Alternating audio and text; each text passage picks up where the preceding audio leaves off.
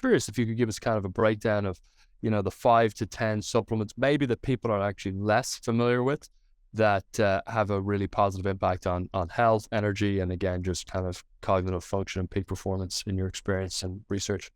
Creatine, probably the most, I guess, vilified also, in that a lot of people think creatine is a steroid, when creatine is technically understood to be an amino acid. So it's very safe. We have quite a lot of research data over the last 60 years on creatine metabolism.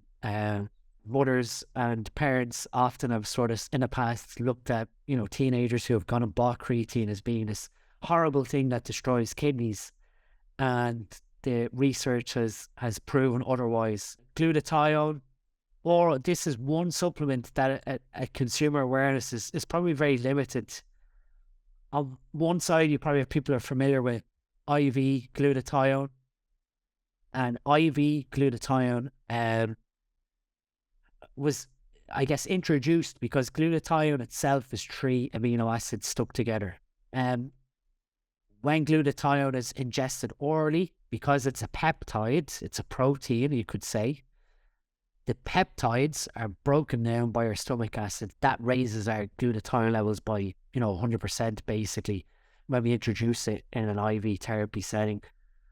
The only issue with IV glutathione is that some people can have reactions to it, whether they're local histamine reactions or for cosmetic purposes. Some people utilize it for skin whitening purposes because it can act as a bleach to the skin. Over the last 10 to 15 years, nanoparticle technology has become so fascinating in the supplement industry because we have a means now of generating nano-sized phospholipids, which our cell membranes are made of.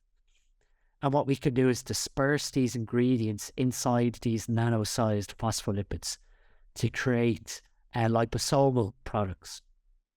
And so effectively you put glutathione inside a liposome, you ingest it orally, it goes into the stomach, doesn't get broken down, passes into the small intestine where it gets absorbed into your bloodstream. And effectively, because your cells are made of this phospholipid membrane of choline, the phospholipid can pass inside your cell where it's broken down by an enzyme inside to release that ingredient. So it's a fantastic way of delivering supplements that would get broken down in your stomach. CoQ10 is another supplement with very poor bioavailability that gets great benefit from liposomal technology, as would curcumin, which is the active component of the spice turmeric, but its anti-inflammatory properties. Whey protein, depending on the composition, there's quite a lot of whey protein isolates that do have a high composition of cysteine.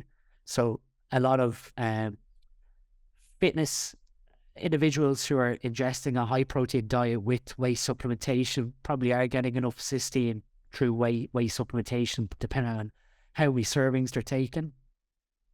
Vitamin E exists as 2 forms, tocopherols and tocotrienols. The trienol form is actually what's active in our body, and they get turned into tocopherols when they're utilized. Vitamin E is basically the scavenger. So similar to glutathione, conjugating toxins within the liver to make them more water soluble, so you pee them out. Vitamin E is this electron scavenger whereby it's effectively a sacrificial molecule that goes around your body, sacrificed itself to neutralize targets. So it's a really heroic molecule. And it basically offsets oxidative processes by quenching when a particle in our body gets unstabilized by a free radical. So free radical is basically any molecule that's lacking an electron. Vitamin E will basically donate an electron to a cellular body within our system in order to stabilize that particle, destabilizing itself, but knowing that when it's destabilized, vitamin E doesn't cause great dysfunction to our body.